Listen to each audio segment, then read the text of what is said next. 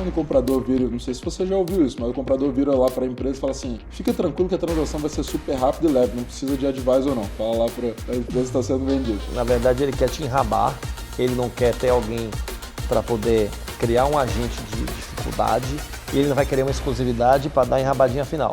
Então, assim, e se o comprador te manda essa, já desconfia que esse cara, assim, tem uma idoneidade que é questionável. Foi abrir a operação em 10 estados de um ano e meio. Saí de números aqui de 5 milhões de receita para quase 50. Só que isso, eu cresci muito bagunçado, sem fazer conta e quase quebrei. Então, um negocinho de 50 milhões, pela tese, tinha que ir para 700 pau.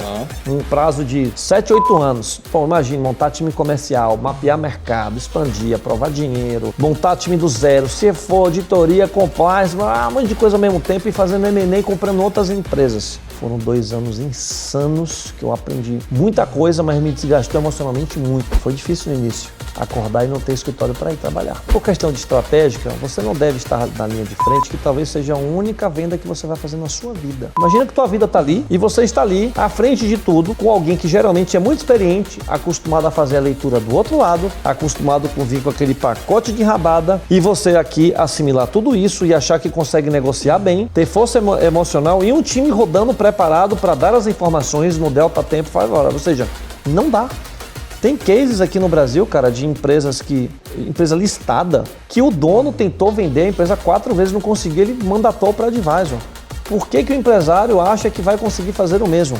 É muito difícil e no final, advisor não é gastar dinheiro, é um investimento, porque você vai economizar milhões. Muitas vezes o empresário ele não está preparado para passar por um rito de M&A. Ele na pessoa física, ele precisa ser preparado. Então, eu quando estou na caixinha de advisor, se eu mapeio que o cara não está preparado, eu falei, cara, 2 passos para trás. A gente vai preparar você antes, porque senão o deal não vai acontecer, nós vamos perder tempo e dinheiro. Você faria alguma coisa diferente? Várias.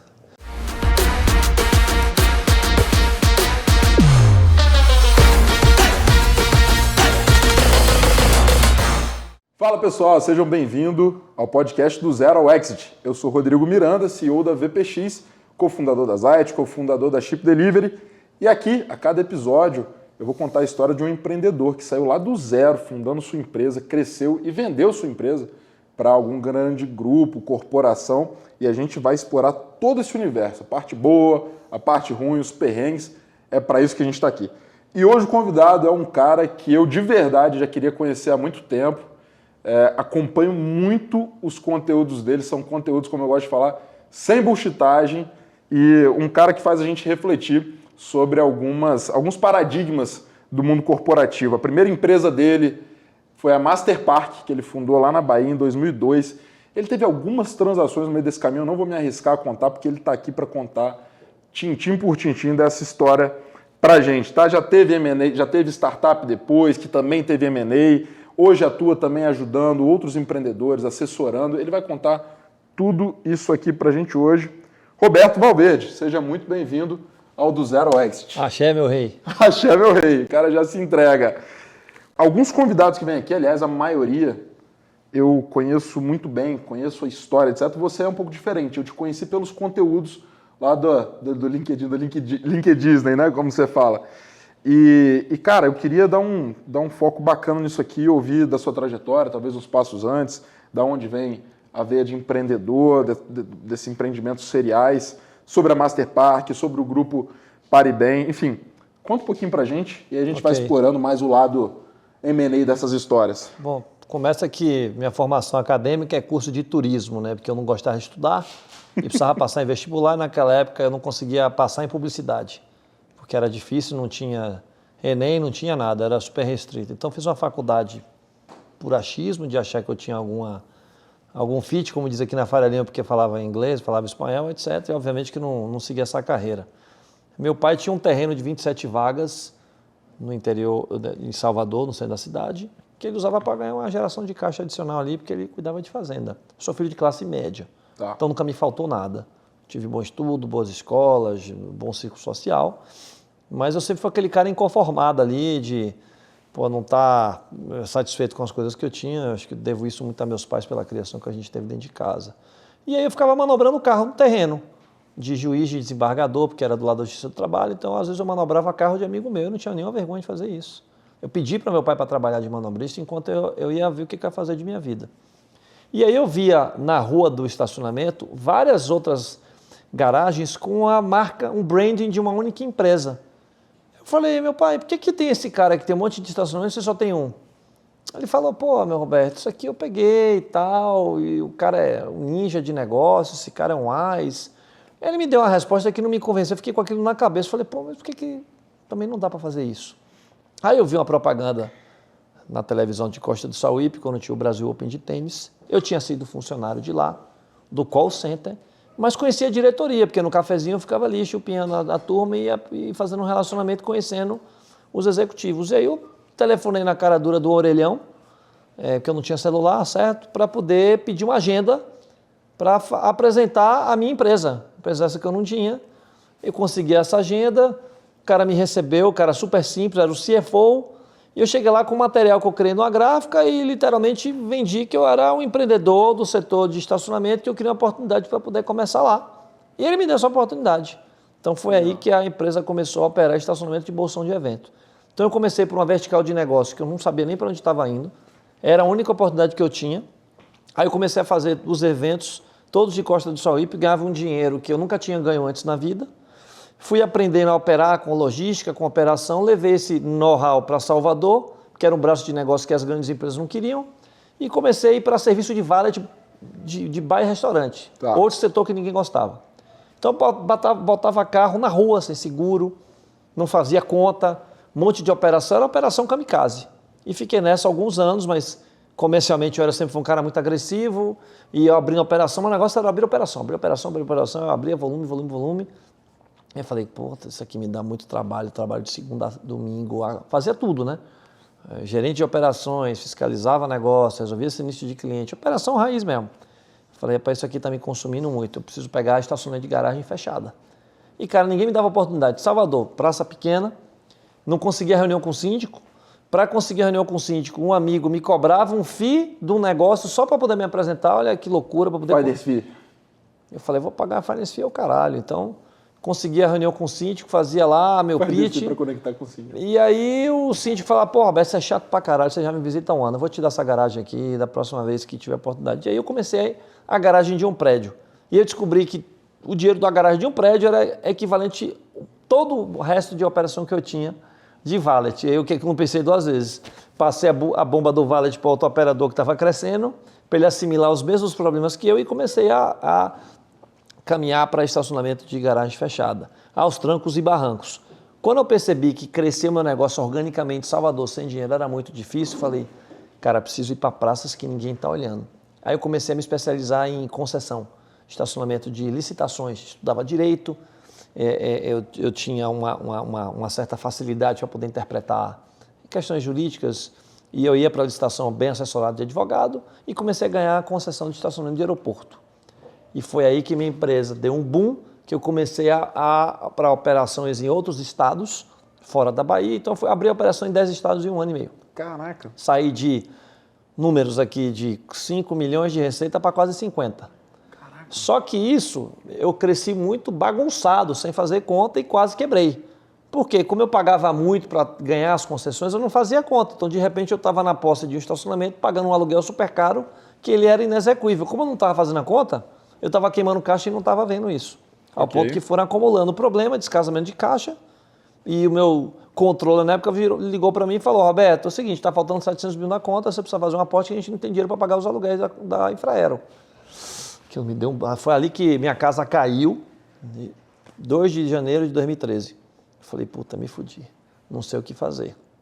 Me foi indicado que eu contratasse alguém bom do financeiro para dar um diagnóstico, para enxergar a minha empresa. Foram 6 meses de ansiedade para poder enxergar o raio-x da empresa.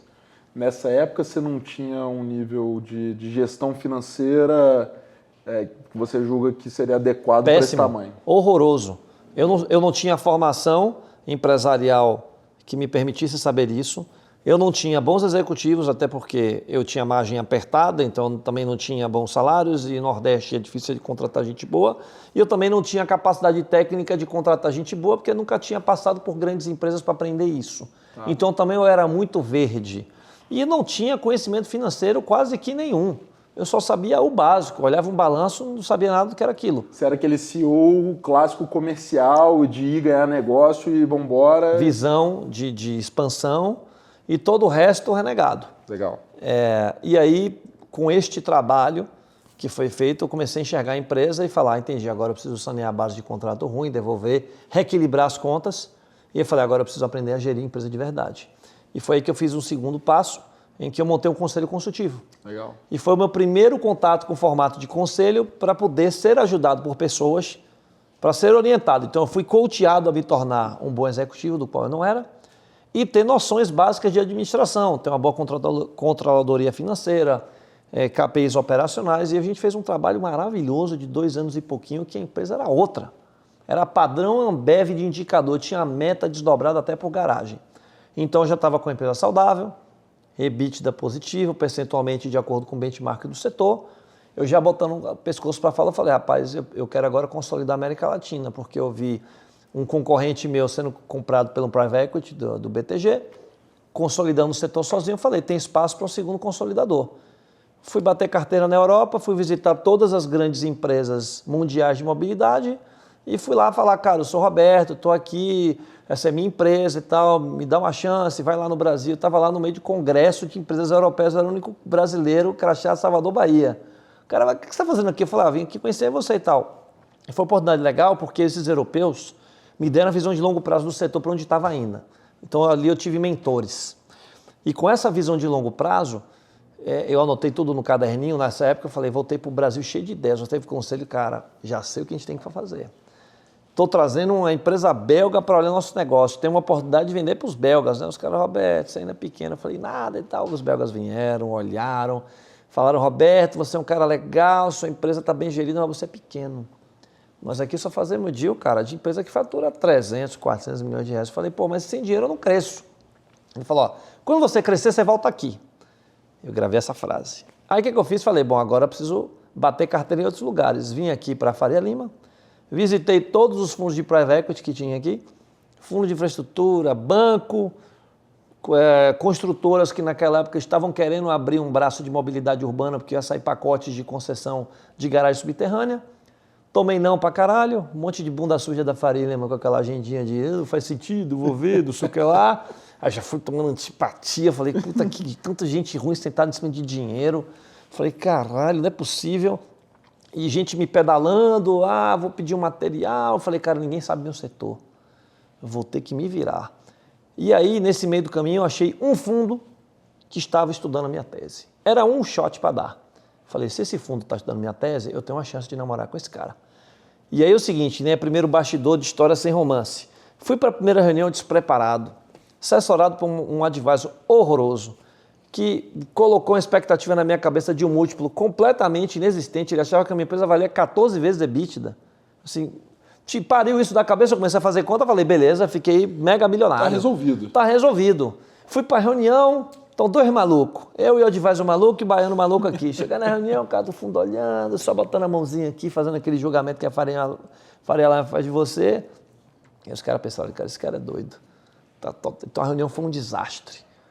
Conseguimos estragar a reunião. Aí saímos da reunião, falei, puta que merda, esse filho da puta arrogante do fundo aqui, cagando regra no meu setor. Eu tô há 20 anos nisso e o cara chega aí cagando regra porque estudou esse negócio no PowerPoint 1 ano. Essa é a percepção Sim. que o empreendedor geralmente tem do mercado financeiro. O que é equivocado, mas eu entendo essa percepção porque eu passei por isso. E aí, cara, voltei pro conselho e falei, tá foda, essa reunião foi ruim, mas assim, vamos ver o que acontece. Dei a sorte de viajar para uma especialização de um evento nos Estados Unidos e encontrei o cara do fundo lá.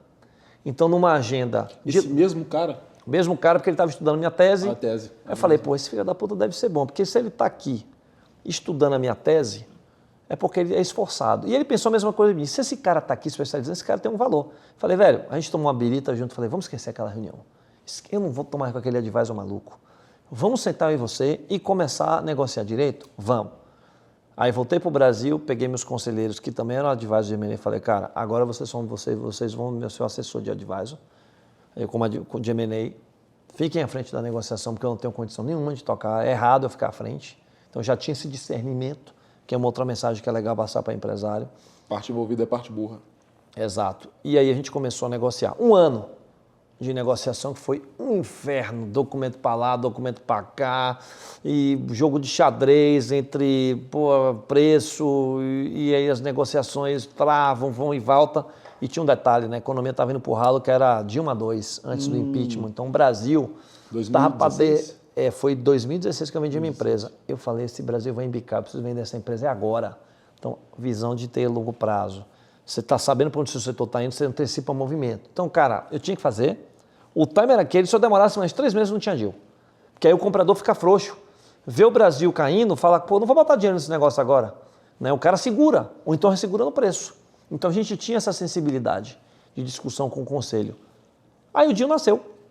Quando o deal nasceu, vendi a empresa para o fundo, em 2016. Me mudei para São Paulo para ser o vice-presidente da empresa. O senhor era o cara da tese. Vim para cá como sócio minoritário, porque eu fiz uma troca de ação, botei uma secundária no bolso e o resto em troca de ação. Modelo clássico, aquele earnout mentiroso. Esse foi o deal. Earnout. Aí vim para São Paulo, achando que ia chegar aqui, o rei da Bahia, agora eu vou para a cabeça, vou ser o rei Latam. Só que aí eu tive uma dificuldade absurda de me adequar às regras de uma empresa gerida por um fundo. Porque eu não sabia falar a linguagem da Faria Lima, eu não entendia como o mercado financeiro funcionava. As regras desse jogo, né? Não sabia, porque eu nunca tinha vivido esse jogo corporativo. E, cara, eu tinha um estilo meio senhorzinho malta de ser. Então, imagine, um cara centralizador, achando que sabia tudo do negócio, que era eu, chegar aqui em São Paulo, entrar na empresa, querer mudar tudo, o fundo falou, não é assim não, cara. Então, eu não me adaptei. E depois de 2 anos como executivo, tendo que fazer tudo do zero, montar a empresa do zero, e foi aí que nasceu o Grupo Paribem, cofundamos uma empresa juntos. Então, um negocinho de 50 milhões, pela tese tinha que ir para 700 pau. Um prazo de 7, 8 anos. Pô, imagina, montar time comercial, mapear mercado, expandir, aprovar dinheiro, montar time do zero, se for auditoria, compliance, um monte de coisa ao mesmo tempo, e fazendo M&A e comprando outras empresas. Foram 2 anos insanos que eu aprendi muita coisa, mas me desgastou emocionalmente muito. Passado 2 anos, eu como executivo, entramos no entendimento. Roberto, aqui não é seu lugar. Ficar nesse dia a dia do carpete aqui, tá ali fazendo mal e fazendo mal pra gente. Falei, concordo. E foi aí que a gente fez um agreement, eu já estava no conselho da empresa, falou, cara, fica no estratégico da empresa. Sai do dia a dia. Ali eu estava recebendo meu presente que eu não sabia. Imagina, um negócio que eu sempre sonhei, que eu almejei do zero. Quando chega na cabeça, eu falei, puta, não vou fazer parte mais do sonho, não vou estar no dia a dia. Foi difícil no início, acordar e não ter escritório para ir trabalhar. Então ali eu tive que me reinventar novamente. Falei, cara, o que eu vou fazer da minha vida? Estratégico, beleza, demanda poucas horas, é reunião de conselho, sou bem remunerado, mas e aí? E a tese olhando e eu fiquei como torcedor. Péssimo ficar como torcedor. Sócio-torcedor. Sócio-torcedor. Então estava lá na arquibancada vendo, discordando de um monte de coisa, concordando de outra, me adaptando à nova função. E aí, nesse papel, eu consegui me readequar. Ao mesmo tempo que eu fui para o Vale do Silício algumas vezes aprender de tecnologia, que eu era um neófito. Foi aí que eu comecei a me maravilhar com o mundo de startups. Voltei para o Brasil, ensaiei ser investidor anjo, não me adaptei a essa caixinha. Falei, agora eu vou assessorar e fazer alguns M&As. Fiz alguns, aí a startup falou, cara, vira nosso conselheiro, porque você tem várias habilidades que a gente não quer. E foi assim que eu comecei a virar conselheiro indiretamente, apesar de já ter sido conselheiro da minha que eu fundei. Aí eu virei conselheiro independente dessa maneira. Então ali, sem querer querendo, eu já estava guinando a minha próxima carreira ao mesmo tempo. Então eu estava ocupando esses chapéus aqui. E aí dessa história, a empresa de estacionamento ela foi crescendo, chegamos ali nos 600 e pouco de receita, e aí lembra do gringo que falou, volta aqui depois? Então, eu voltei lá, porque, como em toda tese de fundo, um momento o fundo tem que dar saída. E a pandemia atrasou muito a nossa tese, né, como de várias outras companhias. E esse player gringo já estava no Brasil operando, meio que concorrendo com a gente. Eu falei, pô, cara, vamos fazer a fusão com essa empresa. Então, ano retrasado, nós fizemos a fusão do Grupo Paribem com a Índigo, que é uma multinacional francesa, que é o maior player do setor. Fizemos essa fusão. Eu dei saída do resto das minhas ações, permaneci no estratégico, porque eles achavam que eu deveria ficar por conta do meu background lá. Estou lá até hoje, mas não sou mais acionista. Aí eu dei o resto da saída das minhas ações e vendi a participação e botei o resto do dinheiro no bolso. Então, esse foi o movimento com a empresa de estacionamento. O fundo ainda é acionista, numa composição societária, e o fundo deve dar saída talvez em um ano e dois de lá, e a tese está indo para outro caminho. A companhia vai faturar seus 1,6 bi esse ano, talvez. Está indo bem, está crescendo de maneira orgânica, saudável, sem fazer loucura. Nosso concorrente está derretendo na bolsa. Então, assim, esse ambiente nos favoreceu. Não significa que não tenha sido muito difícil. E aí um outro aprendizado, né, que é ter sócio multinacional francês, que é outra cultura, cara. Sócio europeu, e dependendo de onde é tudo diferente. Eu não estou dizendo que é bom ou ruim, mas que é diferente, tomada de decisão, tipo de pergunta, como é que ele vê mundo, como é que ele vê brasileiro, como é que o brasileiro latino vê o europeu. É um belo aprendizado. Deixa eu só sumarizar aqui para o pessoal que está ouvindo a gente. Então, você tinha Master Park, certo? Certo. Que você pega, faz essa troca de ação com o fundo de Private Equity, e dali vocês cofundam um grupo que se tornou o Grupo Paribem. Perfeito. Certo? E aí lá na frente, há poucos anos, você vai e dá a sua saída para a Índigo, que é um grupo multinacional francês, mas continua, aí agora sim como conselheiro independente de fato dentro dessa companhia. Legal. Exato. E lá de trás, naquela paquera com startups, eu fundei a minha. Aí eu resolvi fundar a minha empresa de tecnologia, chamada Migu, à época, que eu achava que eu ia dar a segunda porrada. Né? E lei de engano, acho que a gente vai explorar um pouco sobre isso. Fiquei 2 anos e meio aí fundando, apanhando pra caceta, achando que entendia de tecnologia, não entendia nada. E aí essa empresa eu não consegui decolar, pelo contrário, estava só rasgando meu dinheiro. Perdi a paciência e falei, cara, estou perdendo meu tempo nisso aqui, preciso passar essa bucha. E aí eu consegui vender para um player de fora, pelo menos a estrutura que a gente montou. Legal. Da engenharia ali, do que a gente tinha feito, que era bem ou mal, estava bem feita. E, em paralelo, eu venho atuando como conselheiro de companhias desde 2017.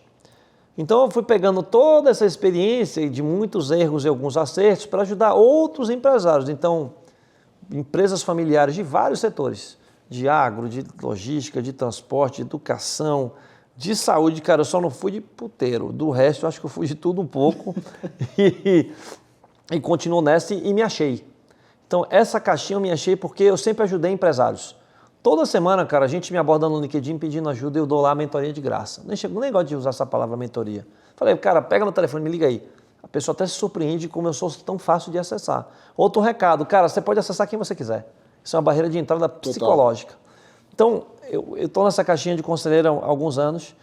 Faço alguns M&As por ano porque eu tenho experiência com isso. Então, às vezes, as empresas que eu estou no conselho querem que eu venda.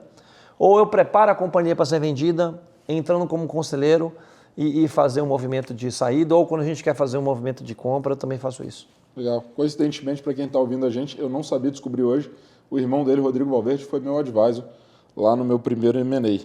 Família Valverde aí tá presente nos M&As.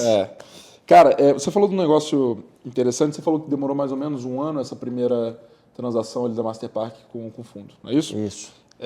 Você falou de um negócio que eu acho que vale a pena a gente explorar um pouquinho mais, que você saiu da mesa e falou, cara, preciso botar os advisors aqui, que na época eram seus conselheiros, etc. Fala um pouquinho mais sobre isso. Qual você acha que é a importância daquele lado da mesa que você estava? Né? Hoje você está do lado de cá, que é onde eu também estou operando, mas quando a gente está do outro lado da mesa, por que você acha que é importante sair da mesa e trazer advisors? Primeiro, o empresário ele não sabe fazer M&A. Esse é o primeiro ponto. Se ele acha que sabe, está indo tudo errado. Segundo, o empresário ele tem apego emocional ao negócio que ele montou. Então, a discussão pode ficar enviesada por um achismo de arbitrar um valuation implícito só pelas chicotadas que ele tomou. Terceiro, que por questão de estratégica, você não deve estar na linha de frente, que talvez seja a única venda que você vai fazer na sua vida.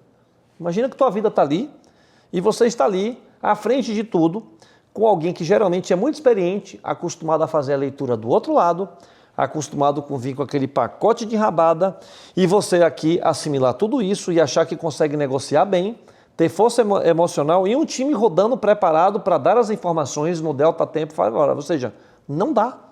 Tem cases aqui no Brasil, cara, de empresa listada, que o dono tentou vender a empresa 4 vezes, não conseguiu, ele mandatou para advisor. Por que o empresário acha que vai conseguir fazer o mesmo? É muito difícil. E no final, Advisor não é gastar dinheiro, é um investimento, porque você vai economizar milhões.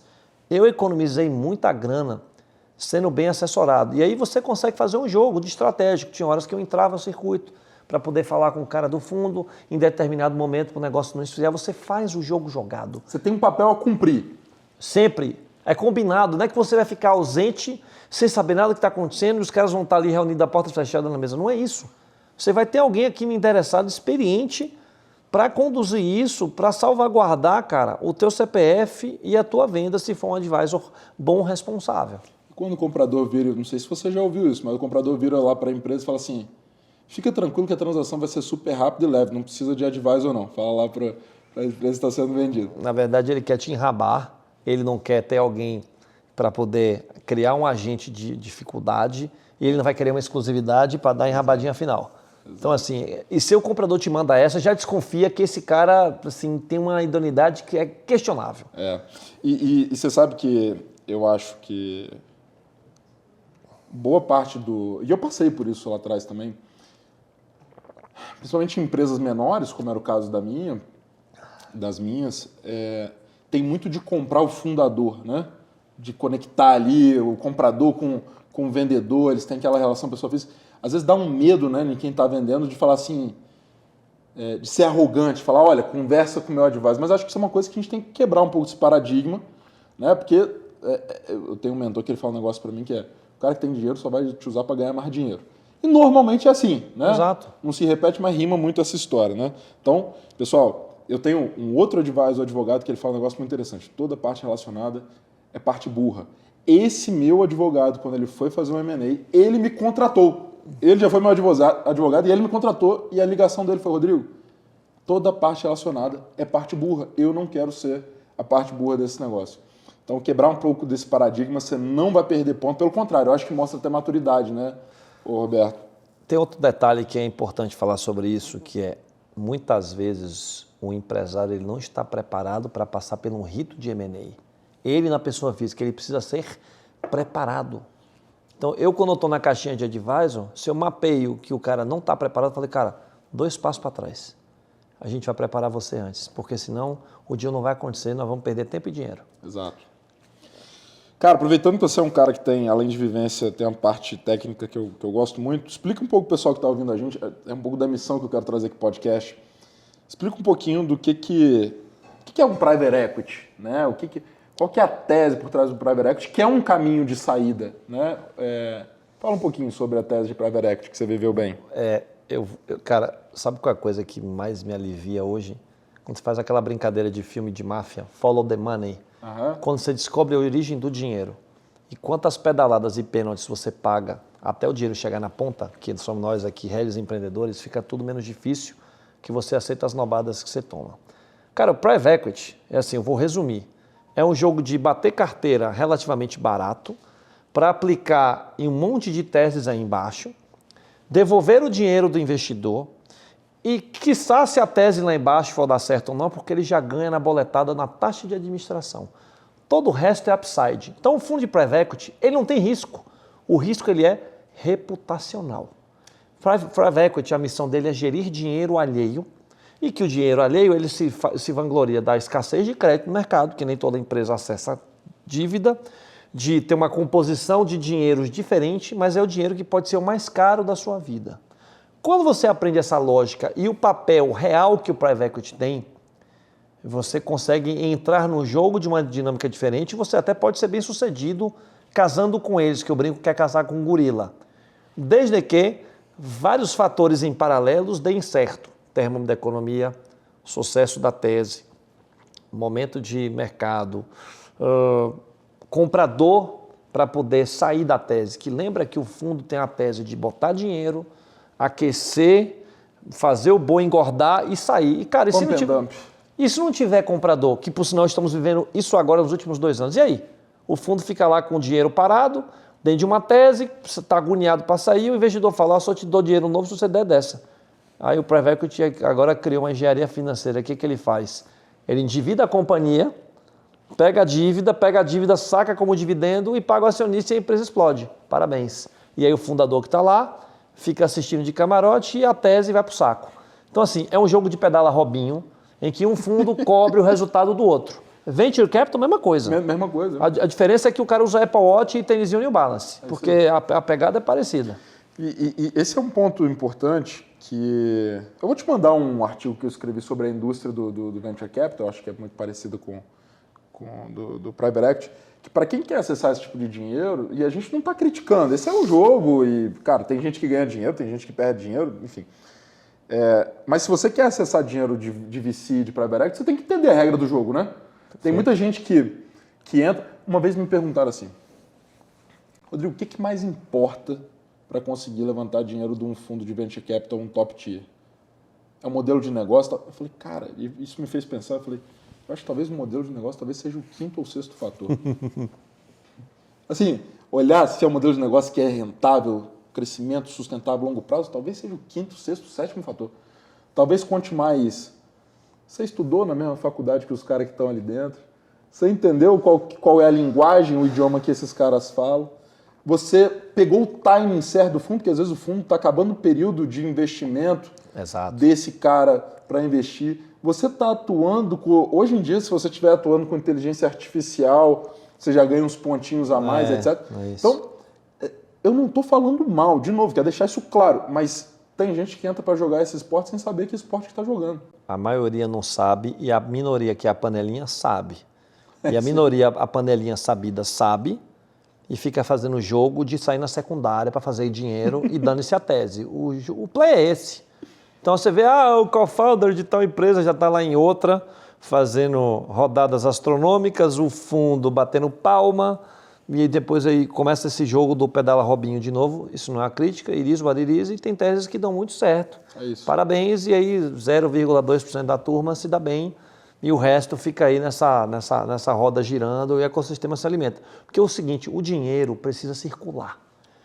Porque se não de circular, o fundo de pensão da velhinha do Canadá, esse dinheiro tem que sair de lá. E o gestor tem por mandato aplicar X% do dinheiro em fundos de private equity, de empresas de tecnologia, em mercados emergentes, em mercados mais estressados. Então o dinheiro circula, ele vai e volta. E no final, essa conta global da grana tem que fechar de alguma maneira. E sempre tem alguém pagando essa conta.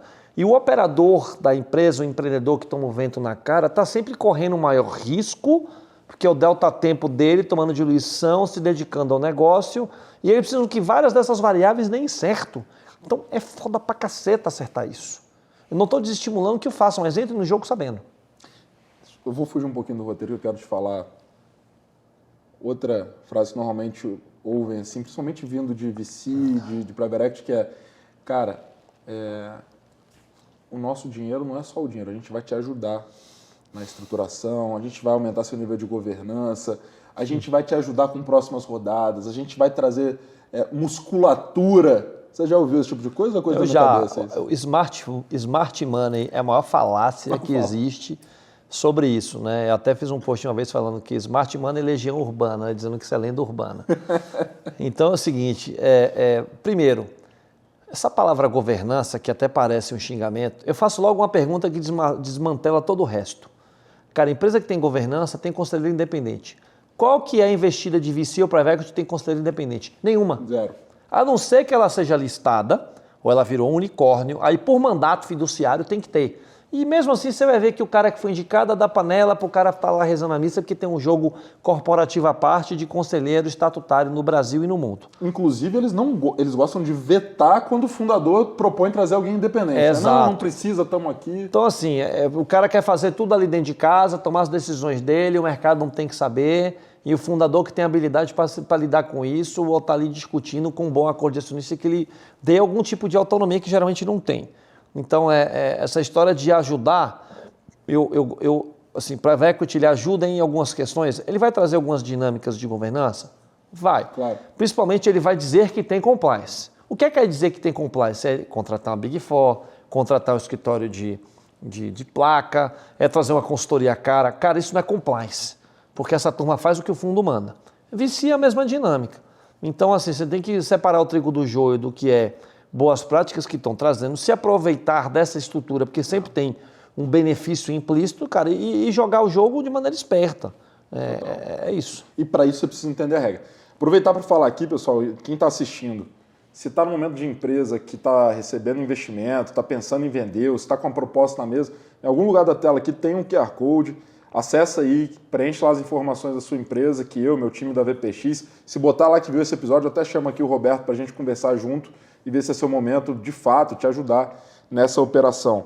Você faria alguma coisa diferente? Várias. No M&A especificamente? Várias. Primeira delas, se eu for falar os bullets assim, do que eu... Fala 3 aí pra gente, ordem de prioridade. Poder de veto. Você tem que negociar um poder de veto de algumas coisas. Porque se você deixa todo o controle na mão do teu sócio majoritário, você não faz nada. Então, por exemplo, o cara quer aprovar uma dívida. Aí o que ele faz? Ele primeiro dilui você, trazendo dinheiro de equity, para depois ele pegar a dívida barata para o benefício da companhia e você não gozou desse benefício. Essa é a primeira pegadinha do malandro. A segunda, assento garantido no conselho. Porque, mas você tem 10% da empresa, então você vai estar no conselho. Não, mas você vai tomar diluição, você vai sair rápido de lá, os caras vão te tirar. Essa regra para aumento de capital, inclusive, é uma coisa importante de ser discutida antes, né? Totalmente. Então, assim, o advisor bom vai botar na mesa esse ponto. Se o advisor for conflitado, ele vai deixar para lá porque ele quer vender a empresa. A gente até pode abordar isso. Então, o segundo ponto, não abrir mão de vaga no conselho, porque você tem que estar lá para pelo menos constar em ata as suas discordâncias. Terceiro, um excelente contrato de trabalho com indenização, inclusive do não compete, caso você queira sair. Porque senão você fica preso no cap table, sem liquidez e, cara, vai trabalhar para quem? Vai fazer tudo de novo com dinheiro parado. Esses são os 3 que eu faria diferente. Sensacional, sensacional essa parte do enxergar que você vai virar um funcionário depois dessa transição e que você pode ser demitido. E é muito interessante, né? Porque normalmente você tem um lock-up, você tem a obrigação de permanecer. Exato. O cara que está te pagando, ele não tem necessariamente a obrigação. Eu fiz um M&A no ano passado, que foi muito bacana. Depende muito do comprador também, né, cara? Não é só uma questão do advisor ali.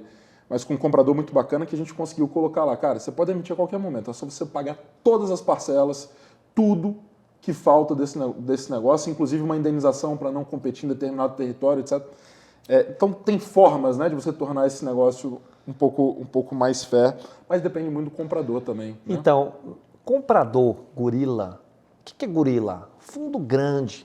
Esses caras estão acostumados a pisar em todo mundo. E vamos lá, cara, eu era uma empresa pequena.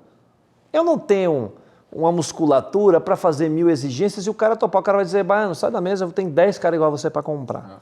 Então é importante a gente ter essa consciência para saber, você pode pedir tudo e tem coisas que você deve abrir mão e outras que você não pode abrir mão de jeito nenhum. Então você já vai com esse disclaimer da briga que você tem que escolher para não topar, porque aí o cara pode abrir a sessão de uma. Você brigou por 5, ele te dá uma e dá uma, você elege aí o santo e agradecer que o cara topou. Porque é mais difícil. Imagina que os caras são compradores seriais o tempo todo, com bilhões de dólares sob gestão, fazendo isso toda hora. Obviamente que eles são um pouco mais flexíveis quando estão comprando uma empresa mais estratégica, maior, etc. Aí a negociação tende a ser mais dura para o comprador, ele vai ter que abrir algumas exceções. Gosto de fazer uma pergunta sempre que chega um cliente. O cara fala, estou com uma proposta na mesa. Eu falo, olha só, eu preciso que você me responda uma coisa. Você está disposto a vender a sua empresa? Você quer vender a sua empresa ou você precisa vender a sua empresa? Porque dependendo da resposta, a nossa linha de negociação vai ser completamente diferente. No seu caso, você estava disposto, queria ou precisava vender? Eu queria, eu precisava, mas eu não precisava por questões para botar dinheiro no bolso. Eu precisava para manter a tese da minha companhia pelos próximos anos, porque eu sabia que podia perder meus principais contratos relevantes. Legal. Então, assim, era uma questão, entre aspas, de sobrevivência olhando no médio e longo prazo. Legal. Cara, eu acho que a gente tem bastante coisa em comum na trajetória, exceto pelo fato que seu bolso é muito maior que o meu. Mas... Isso você que está dizendo, né? Eu sou o primo baiano pobre. Lembra que meu PIB é menor que o seu, que você é capixaba. Mas vamos lá. Eu ganho rupias baianas. Mas eu acho que uma das coisas legais, assim, ouvindo você falar, né? Eu acho que você apanhou... Todo mundo apanha, né? Empreendendo. Muito. Eu não gosto de ficar vendendo um discurso, nossa, sangria desatado, mas sim, a gente apanha em M&A. Passou por muito disso e hoje você atua como advisor. Do meu lado, tem um pouco de, cara, porra, eu não enxergava coisas que hoje eu enxergo e eu acho que eu posso ajudar pessoas a não passarem por isso, mas não só do ponto de vista altruísta, do ponto de vista, cara, eu também posso ser bem remunerado. Essa é um pouco a sua lógica hoje para também fazer alguns M&As, assessorar alguns deals? Não tenha dúvida, assim, ó. ser um bom advisor... O que diferencia, cara, um bom advisor de M&A do resto? Porra, essa eu quero notar. Primeiro é o seguinte, o fato de você ter sido um empreendedor e ter feito isso, que a maioria dos advisors não tem esse background, já te dá um checklist, porque você sabe a dor que o cara está passando. Exato. Você aperta a tecla SAP da Faria Lima para o empresário. Então você não vem com juridiquês, com conversinha de Faria Lima fiada, o cara vai entender. Segundo, que se você for um cara correto, cara, você vai sugerir para o cara, bicho, na hora de você fazer a venda. Eu faço isso direto. Anteontem, uma rede de hospital do Sul me ligou, rede não, cá tem uma. Eu falei, cara, não assine nada, você não vai vender essa empresa hoje de jeito absolutamente nenhum. Seu EBITDA é ridículo, seu setor está crescendo 3 dígitos já, a gente vai fazer um trabalho aí dentro, sua empresa bombar, vou botar um conselheiro aí na tua companhia, cara, para, se for o caso, sua empresa fazer um M&A decente. É um ponto que ele já estava com mandato para assinar de um advisor que queria vender pelo qualquer preço. Cara, que valor que tem isso? Você está salvando o cara de fazer um negócio da vida dele, um negócio ruim. Então, acho que o mercado carece isso. 3, cara, além da proatividade, é pragmatismo de comunicação. Porque muita gente se vangloria de comunicação difícil e bota uma dificuldade para poder valorizar o FII, para poder cobrar um valor mensal caro pra caramba, que o cara não tem nem dinheiro para pagar. Tem que ter essa sensibilidade. Eu acho que o mercado carece disso. E na minha visão, quem vai nessa linha, cara, é uma linha, um horizonte infinito. Member get member, velho. Total. Tudo que chegar para mim, eu nunca liguei para ninguém para oferecer serviço. Tudo chega, eu faço filtro e eu recebo indicação. Graças a Deus, eu acho que o fruto do trabalho, que eu imagino que você também faça. E, cara, essa é a pegada que eu acho que a gente deveria deixar como um legado. Total. Contar um caso para você interessante, super recente. Um cliente que a gente estava conversando sobre, lá na VPX a gente faz só 2 coisas. Estratégia, acompanhar a jornada de governança de longo prazo, sempre recorrente, e o outro de assessorar M&A. A gente estava conversando sobre estratégia, em determinado ponto, na negociação para fechar um contrato, eles ganharam confiança e falaram, cara, a gente está com uma proposta na mesa, um cheque de 10 milha, que para o tamanho da companhia deles é muito dinheiro. Falaram, cara, a gente gostou muito do que vocês falaram, mas a gente queria focar no M&A. E aí a gente fechou, cara, vamos assessorar aqui esse negócio. Eles abriram, eu falei, pô, em que pé que tá? Não, a gente já assinou a term sheet. Eu falei, opa, me manda esse negócio. A gente abriu, a gente leu, aí eu peguei junto com a senior manager da área e a gente foi pontuando. A gente gosta de separar assim, o que é deal breaker e o que é cenário ideal, né? Exato. Tinha uns 10 deal breakers. A gente falou, cara, tem 10 coisas, vocês assinaram, a gente vai precisar levantar a mão o quanto antes. Ah, mas deixa o contrato definitivo. Eu falei, não, cara. Tá louco. Levanta a mão, chama eles na mesa e nós vamos sentar para discutir. E aí, puta, era um contrato, um cliente super legal, a gente estava doido para fechar com eles. E aí sentou na mesa de novo e passou umas 2 semanas, meu sócio perguntaram, cara, como é que tá lá o deal tal, etc. Cara, fizemos nosso trabalho muito bem feito, perdemos o cliente. Cara, não tinha como avançar com aquele contrato. Quando eles botaram na mesa os deal breakers, o comprador falou, olha, a gente vai avaliar aqui, mas a gente volta a falar ano que vem e tal. Falei, fizemos. Olha que contradição, né? É claro que dói no coração, porque era um belo cliente, um belo contrato. Mas, porra, estamos em paz. Fizemos nosso trabalho muito bem feito, porque esses caras iam ser enrabados, como você falou, de várias formas possíveis e imagináveis, né? Então, legal, belo exemplo. Mas que é um desafio, né? Assim, você ver no mercado... E você sabe que essa é uma das nossas teses, Roberto, ali na VPX, a gente fala, cara, você ser uma boutique, a gente é focado em middle market. Okay. A gente não pega deals grandes. Quando aparece, a gente leva para outras boutiques que são parceiros, etc. Tá bom. Mas a gente sabe que é um desafio muito grande viver só disso, porque você começa a ter incentivo perverso para fechar a transação de qualquer jeito, pegar retainer, etc. Então, por isso que a gente tem essa frente de estratégia que representa 80% do que a gente faz. Muitos M&As que chegam, a gente fala, cara, isso não é M&A. Vamos tratar da estratégia de vocês, criar uma jornada, etc. Acho que é um pouco do caminho. Acho que estamos na mesma página, porque a minha pegada é de estar no conselho. Exato. E, cara, eu sou bem pago para estar lá.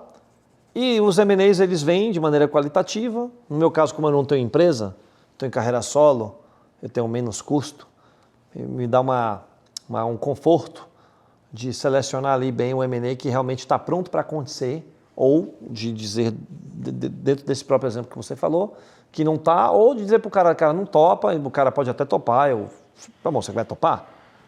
Isso que te espera, ou de repente o cliente não quer mais você e vai escolher um outro para poder fazer, depois pode se arrepender ou não. E a vida segue. E boa parte do que chega é aquilo que você falou. Cara, não é o momento de vender. É o momento de falar de governança, etc, etc. Gestão total, melhorar bastante. E às vezes o cara depois desiste de vender, que ele fala, cara, tomei gosto pelo meu negócio. Estou recebendo tanto dividendo aqui, não faz sentido eu vender esse número. Eu já vi isso acontecer várias vezes. E, cara, olha que legal, e não tem nada de errado. Então, de novo, minoria faz isso, eu espero que a boa parte faça, mas, cara, eu acho que um diferencial para um advisor, e a mesma coisa se aplica para conselho, né? Porque eu brinco que tem conselheiro poste pra caramba, que o cliente está lá, boleta, fica em cima do muro, fala o básico, não entra em atrito com ninguém, não fala o que pensa, cara, não está gerando valor nenhum para acionista, não está gerando valor nenhum para a empresa, e o cara está lá boletando. Então, assim, conselheiro bom, cara, ele opina, ele estuda o material, ele faz diligência de executivo, ele faz uma agenda extracampo de relacionamento. Se for o caso, ele até bota a mão na massa para ajudar a reestruturar algumas questões, a depender do tamanho da empresa. E eu acho que o que tem em comum, não sei se você concorda, é nos dois casos você tem que estar disposto a ser demitido. Exato. Então, total. Se você que está na sua empresa, eu já vi muito isso, você tem um conselheiro, você tem um advisor, que esse cara, a qualquer custo, não quer ser demitido, não fala coisas que você não quer ouvir, pensa duas vezes, né? Pelo menos que você compactua disso. Totalmente. Um bom advisor, um bom conselheiro tem que estar disposto a ser demitido. Tá feliz fazendo as assessorias? Muito. Tô na minha Disney baiana. É delícia, eu faço o que eu gosto, eu sou abençoado de ter fazer minha agenda, fazer o que eu acredito que é ajudar e ser remunerado por isso. Acho que, como que não vai gostar disso? Você fazendo o que você acha que faz bem, se sente feliz, deixa a outra parte feliz, cara, você está gerando riqueza para o ecossistema do empreendedorismo, que afinal nosso background é esse, no final do dia. Então, mega realizado. Vamos fazer um bate-bola rápido? Bora. Quem foi a primeira pessoa depois que você ligou, não só depois de assinar o deal, mas depois de ver o Pix ou o TED, que você tem uns anos a mais que eu, ver o TED cair na conta? Foi minha mãe. Eu liguei para ela e falei, deu tudo certo, consegui aquilo que eu almejei, que eu queria, e queria te agradecer pelo apoio, tudo que você me deu. Meu pai, eu passei por uma... Até nisso nós estamos... e assim vou te falar, se você perguntar se você não ligou pro teu pai, porque, cara, meu pai morreu no acidente de carro. No mesmo ano que eu vendi a empresa, em março eu vendi a empresa em junho. Então eu tive que lidar com uma perda e um ganho ao mesmo tempo e uma mudada de vida totalmente, mudando, se foi um ano marcante para mim. Meu irmão casou no mês seguinte, foi, cara, Rodrigo. Então, assim, cara, foram, assim, experiências de montanha-russa de emoções ao mesmo tempo. Posso atrapalhar o bate-bola, contar um negócio muito doido? A gente assinou... Parece, às vezes, que a vida, ela quer... Não é o foco do nosso M&A, mas você tocou num ponto que... Parece que a vida quer mostrar umas facetas, assim, pra gente, né? Eu assinei o meu M&A na quinta. Certo. Assinei na quinta. Eu fiquei virado. Quinta para sexta, 27 anos na cara. Quinta para sexta, sexta para sábado.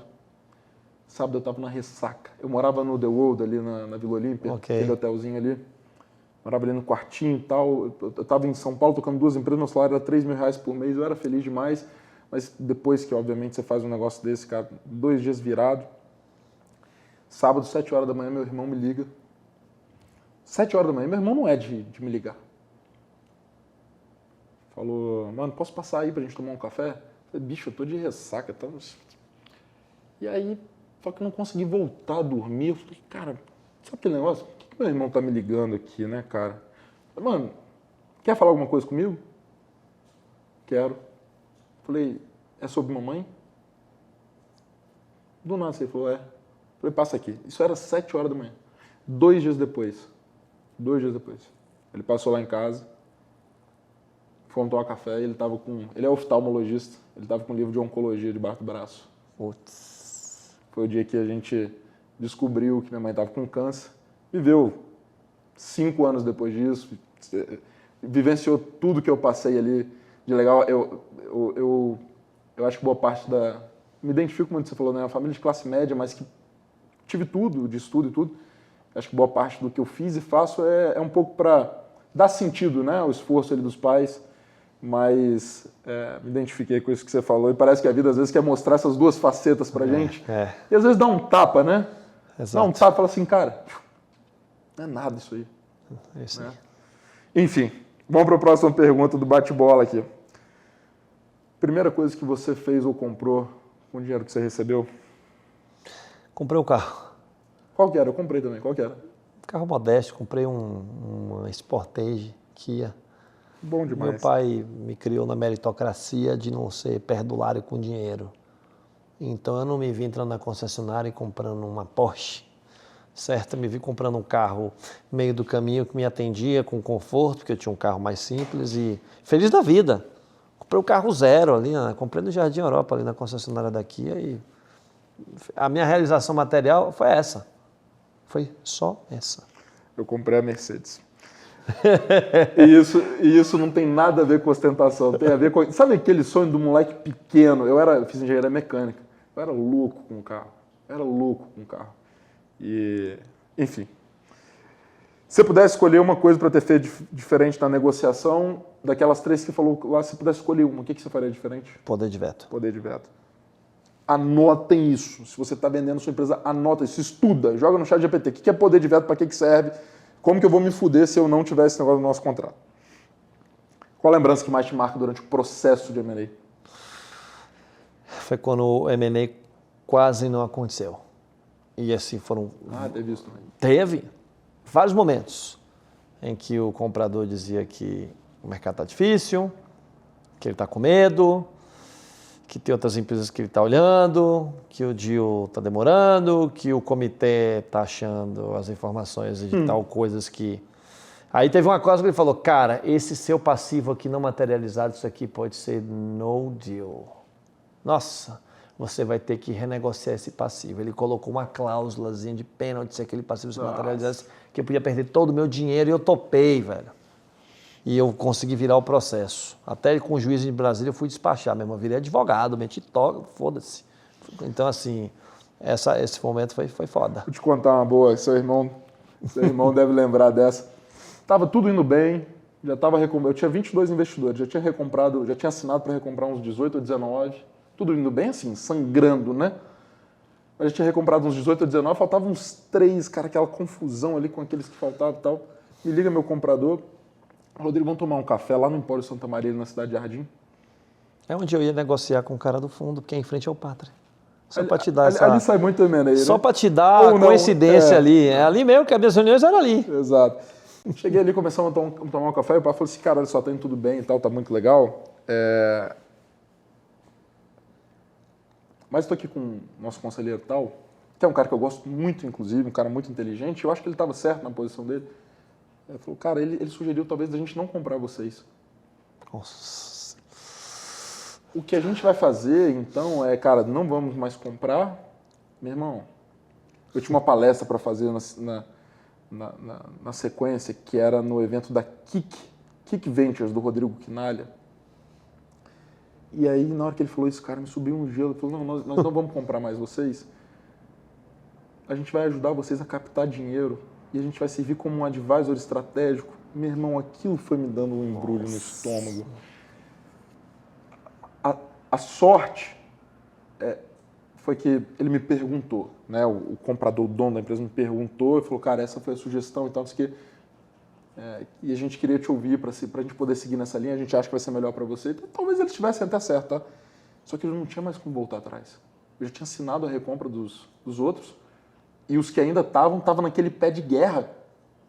Eu ia perder os antigos, os novos. Eu falei, cara, eu só preciso que vocês me falem ontem, que eu preciso correr atrás para salvar. Nossa empresa era queimadora de caixa, etc. E eu expliquei a situação, falei, cara, já se passaram 7 meses, né? Talvez seja o fim das empresas aqui e tudo. E aí meu comprador, que é um cara muito de palavra, muito mesmo, falou, desce um pouquinho, que eu vou conversar com o conselheiro aqui, que também é outro cara espetacular, empreendedor também. Daqui a pouco a gente, irmão, 20 minutos eu fiquei lá embaixo. Eu liguei para Deus e o mundo. Parecia que estava passando 3, 4, 5 horas. Falei, eu vou voltar lá para cima, ou agora vai, ou não. ou eu vou para rua. Já era. caçar, sei lá o que eu vou fazer. Aí depois de um bom tempo eu voltei lá em cima, ele falou, cara, a gente já entendeu que não tem mais como voltar atrás. A diferença que faz você também estar na mesa com alguém que tem palavra, né? Eles não tinham uma obrigação formal ainda vinculante de comprar. Mais uma pergunta, ele renegociou algum termo depois disso? Isso é bem raro. Inclusive, pagou coisas a mais que não estavam no contrato, como por exemplo, FII do advisor. Ok. Não estava combinado, depois, cara, ele tinha todo o direito. Mas esse é um ponto que foge às vezes do nosso controle, que, cara, os valores e a índole de quem está comprando, isso faz muita diferença na hora que você está numa transação dessa. Cara, era o dono da empresa, era um empreendedor, ou seja, era um cara que valorizava aquilo que a gente estava passando. Né? Entendi. Um conselho para quem está nesse momento passando por um M&A. Não vale poder de vento. O conselho é o seguinte, não encare isso como um negócio da sua vida, para você não ficar emocionalmente, completamente enviesado naquilo. Não crie expectativa. Ache que se der acontecer, é bônus, é upside. Pense sempre o seguinte, pode ser que não dê certo, a vida vai continuar, a empresa vai tocar, ou eu vou dar um outro jeito e depois eu vou fazer de novo e eu vou vender uma outra.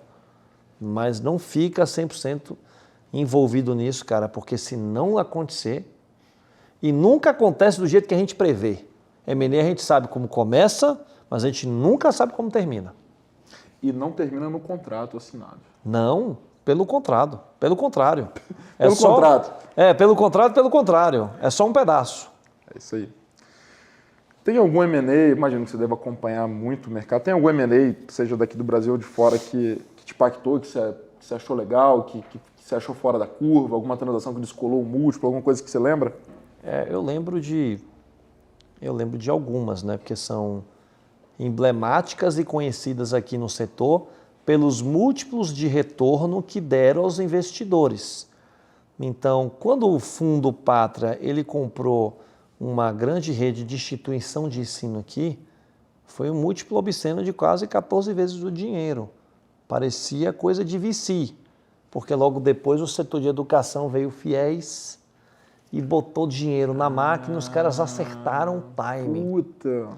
Esse foi um golaço do fundo que eles levam debaixo do braço, levam para todo mundo como o grande case unicórnio de sucesso aqui do Brasil. Esse foi um marcante, emblemático aqui no Brasil.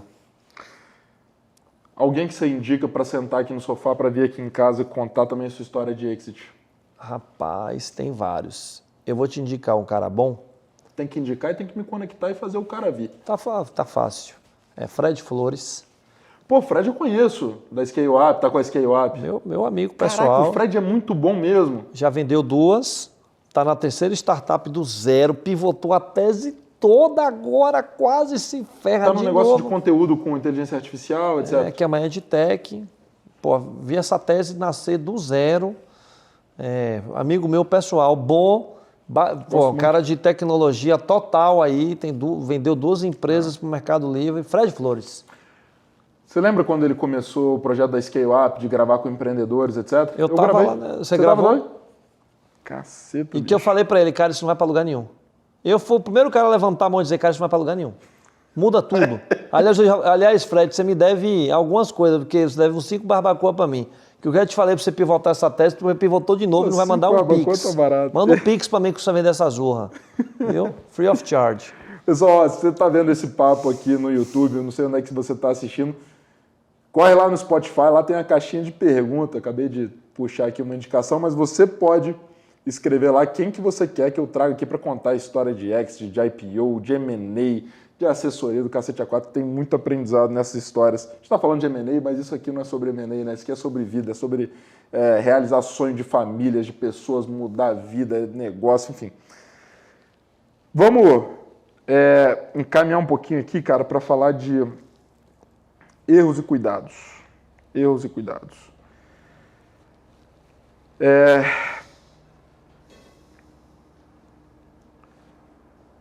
Você é um cara que tem uma linha que eu gosto muito, eu falo com o meu time de conteúdo que está aqui também.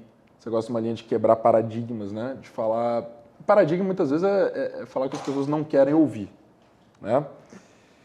O que as pessoas não querem ouvir sobre M&A e que você pode compartilhar aqui com a gente? Que é 90% de não dar certo, que é 100% de chance que não vai acontecer do jeito que você previu, de que a vida após M&A pode ser um inferno e muito difícil, de que provavelmente você não deveria ter feito este M&A neste momento, que você abriu mão de coisas que você não era para ter, de repente está abrindo, e, cara, que o perfil de comprador que está na mesa não necessariamente é o desejável para o seu negócio. E que outra, talvez não seja o momento de você vender. Essa última frase, então, o cara odeia, que o cara já fez 1000 contas contando com aquele dinheiro que sai, não sabe nem se o cheque vai vir e de onde vem. Então, assim, tirar essa cortina de fumaça e botar na mesa, dói, mas depois alivia, porque fica todo mundo desnudo na mesa. Fala, cara, agora vamos rediscutir tudo de novo aqui sobre fazer o M&A ou não. Cara, muito bom. Deixa eu... Eu tive, durante o meu processo de M&A, eu não tinha tantas opções para eventualmente poder... Eu estava mais naquela resposta do eu precisava. Precisava não só para mim, mas para meus investidores, etc. Eu tinha 22 investidores. E durante todo aquele processo, foi quase um ano ali de muita sangria, eu tinha 2 empresas, a gente estava vendendo as 2 ao mesmo tempo, então foi um negócio meio... Seu irmão lembra bem. E eu materializava muito assim, cara, se isso der certo, eu vou para Sicília, eu vou tirar um sabático, e meu irmão, eu materializava a felicidade em poder ir para Sicília, sentar de frente para uma praia em Taormina, na varanda de uma casa, e tomar ali um café cedo, etc., e com a cabeça completamente livre de qualquer problema, etc. Curtando uma longa história, em 2023, no início do ano passado, depois que eu saí, né? Fui demitido da minha empresa, mas isso é história para outra. Eu também. Para outro, eu ia perguntar na hora que você falou lá do Covid e tal, mas depois que eu saí, resolvemos, não ficou nenhuma pendência para trás. Fui para Sicília e eu me vi sentado numa varanda de frente para o mar em Taormina, só que era 5 horas da manhã e eu não gosto de acordar cedo. E eu estava acordado 5 horas da manhã, angustiado. Cara, o que eu vou fazer daqui para frente? Qual que é o próximo negócio? Porra, mas e meus sócios? Cara, eu preciso pegar, preciso ajudar. E naquele momento eu entendi para mim, cara, que a busca pela varanda em Taormina não é a busca do negócio.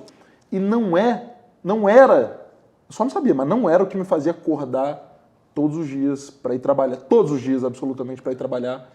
E hoje talvez eu pudesse, financeiramente falando, ter mudado para Vitória e viver de renda, mas é uma coisa tão longe de mim que eu nem considero. Mas a minha pergunta é, o que te faz acordar todos os dias para ir atrás de problema? O que é a sua varanda de frente para o mar em Taormina? O que faz, cara, você ir, e não ficar parado vivendo de renda ali? Eu fiz 2 movimentos. Um foi o seguinte, eu morei em São Paulo 7 anos e eu sabia que aqui era o lugar que eu não escolhi para viver o resto da minha vida. Estava afetando a minha saúde mental. Então eu falei, eu preciso de um lugar para resgatar minhas raízes e ter a minha cabeça em paz. Foi por isso que eu voltei a morar em Salvador, porque eu sou de lá, adoro lá, amo lá. Falei, eu preciso estar num lugar que eu acorde ali para aquele mar bonito, ande de sandália e faça as coisas simples, porque para mim a vida é simples, e eu sou um cara simples. Então isso me fez muito bem. O segundo movimento cara, eu sou um cara movido a desafio. Todo dia eu acordo falando, cara, eu preciso virar aquela mesa para fazer tal coisa. Então a minha varanda se eu não tiver desafio, cara, aí vai mexer com a minha cabeça. Então estar em conselhos para virar mesas de situações totalmente diferentes, distintas de setores nesse Brasil maluco, é uma delícia, minha cachaça. Minha mulher fala, nossa, você adora trabalhar sob perspectiva de adrenalina máxima. Essa endorfina somada a exercício é que me faz acordar de manhã cedo com tesão. Falar, cara, eu tenho isso para fazer. A mesma coisa quando eu M&A, cara. Aquela situação difícil para desembaralhar, expectativa de sócio, de comprador. E aí eu uso o dinheiro que eu ganhei ou que eu ganho a meu favor para fazer as coisas que me dão prazer com os valores que eu tenho, que é, cara, família, amigos e me cercar de gente com intelecto espetacular. Então eu venho para São Paulo todo mês porque eu venho aqui tomar banho de loja e civilidade. Banho intelectual e volto, feliz da vida para Salvador para comer minha lambreta de caranguejo e fim de semana tá de Havaiana de novo e ir pro jogo do Bahia. Entendeu? Então assim, eu misturo esses dois mundos muito bem, então a minha taorbina é isso aí. Que massa, cara, que massa. Cara, não tem nem palavra para te agradecer. Te mandei mensagem ontem. Hoje foi rápido, hein? Baiana Express, hein, velho? Hoje a gente já estava gravando. Cara, acho que aprendi demais. Aprendo com seus conteúdos, cara. Não para de escrever aquela porra lá, que é muito bom. Minha cachaça. É sua cachaça também, eu sei disso. E eu tenho certeza também que quem está ouvindo lá, a gente aprendeu demais. Quer deixar algum recado para o pessoal, seja de vida, de empreendedorismo, de M&A? E também deixa aí sua rede social para o pessoal te acompanhar como eu acompanho. Cara, o recado ele é super simples, que é para encurtar caminho de aprendizado, você precisa estar com pessoas muito melhores que você o tempo inteiro. Então assim, seja humilde, levante a mão, peça ajuda, ajude os outros de maneira genuína, porque é uma energia que ela vai e volta. Eu sou ajudado o tempo todo.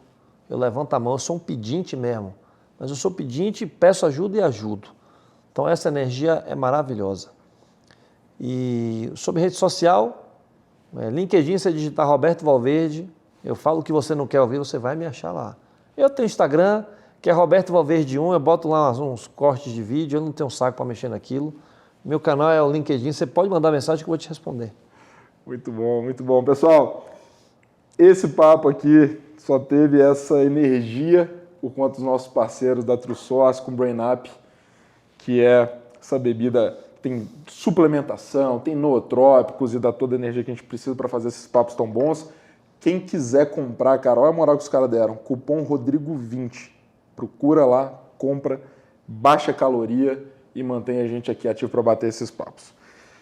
Cara, esse foi o Zero Exit, episódio espetacular. Até respirar, né, Roberto? Até respirar, muito bom. Não deixe de me seguir no Instagram, @o_Rodrigo_Miranda, o Rodrigo Miranda. Não deixe de seguir a VPX, @VPX Company. Não deixe de avaliar esse episódio no Spotify com 5 estrelas, isso ajuda a gente a levar esse conhecimento, essas histórias espetaculares para mais pessoas. E a gente se vê no próximo episódio. Obrigado, meu irmão. Valeu, obrigado a você. Até a próxima. Um abraço. Valeu.